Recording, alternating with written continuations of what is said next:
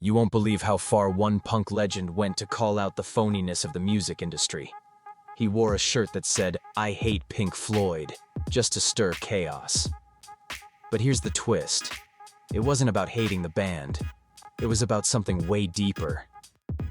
John Lydon, better known as Johnny Rotten, wasn't just being edgy.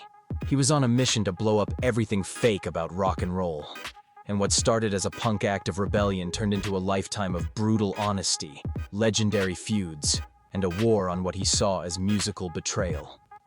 If you think he only went after the old-school legends, wait until you hear what he had to say about modern artists, political rappers, and even his own bandmates.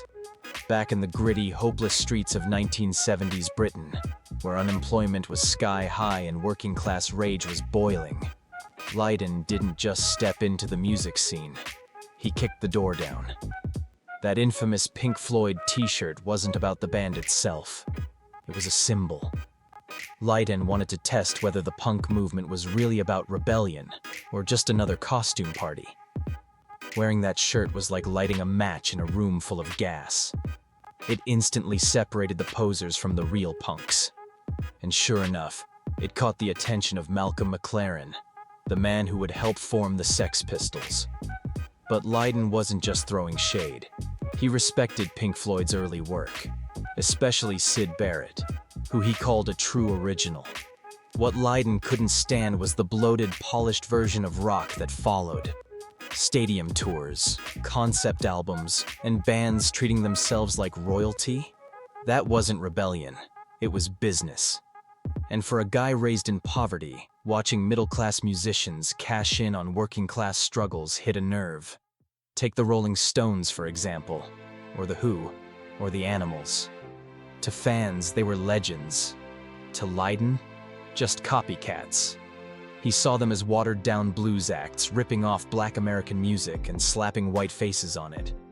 He didn't mince words either. He called it theft. To him, music born from pain and oppression couldn't be faked. And when privileged rock stars played at struggle, that was the real crime. This wasn't just a music opinion, it was a full-blown philosophy. Lydon believed you had to live what you sang about. You couldn't pretend to be from the streets when you grew up in a mansion. And nobody got under his skin more than artists who faked the struggle for street cred. The Clash. One of the biggest targets of his wrath? Joe Strummer from The Clash. Now, Strummer is often remembered as a voice for the people, a punk icon who stood up for justice. But Lydon wasn't buying it. He saw Strummer's tough guy image as nothing but an act. A guy from a private school pretending to be working class? That, to Lydon, was straight-up exploitation. "You're not one of us," he basically said.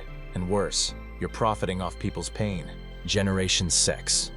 Even his own former bandmates didn't get a free pass. When Steve Jones and Paul Cook teamed up with Billy Idol for a nostalgia act called Generation Sex, Lydon's fury hit new heights. He wasn't just annoyed. He was disgusted. To him, it was a pathetic cash grab, turning punk into a circus. And the fact that Billy Idol was never even a Sex Pistols member? That made it worse. It was like watching someone else wear your skin for profit. "It's a clown show," he snapped. Lydon made it clear. The Sex Pistols were lightning in a bottle. You can't recreate that moment. Not without him, not with fake punks.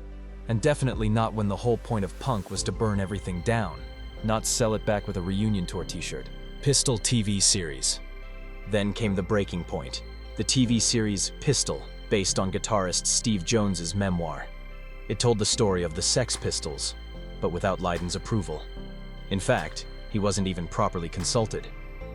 One day he got an email asking about music rights.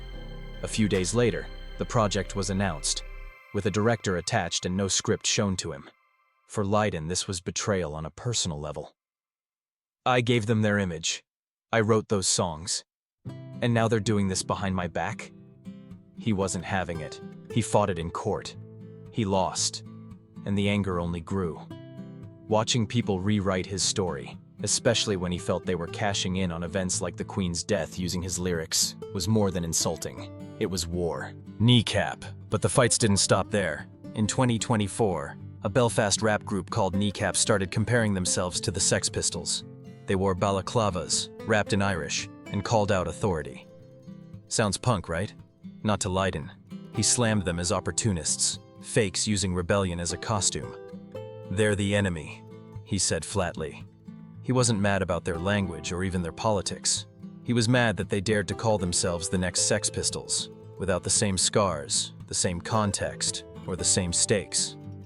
For Lydon, punk wasn't nationalism or slogans, it was raw pain. And anyone using it to push a specific political flag, he believed, missed the whole point. "We fought against a system," he said. "Not for one side or another, and definitely not for propaganda. Auto-tune and tech. And if you think all this was just about punk rock drama, think again. Lydon has a bone to pick with how music is made today too. Auto-tune, backing tracks, studio-perfect vocals. He calls it cheating. "If you can't sing," he growled, "don't sing." He doesn't want perfection. He wants truth. Even if the voice cracks, even if it sounds rough. Because that's real. That's human. And that's what music should be. To him, digital tools aren't just tools. They're a sign that the industry values polish over heart. That people would rather fake greatness than earn it. And in a world full of shortcuts, Lydon remains a believer in hard work, craft, and putting your guts on stage. Love him or hate him, John Lydon hasn't changed. He's still calling out the fakes, still refusing to play nice, and still fighting for a version of music that's messy, raw, and real. So the next time you see a punk revival act or a polished pop star hit that perfect note, ask yourself, would Johnny Rotten call this real, or would he rip the mic out of their hands? If you're all about keeping music honest, raw, and unfiltered, go ahead and hit that like button. And don't forget to subscribe for more no BS takes on music's wildest legends and loudest rebels.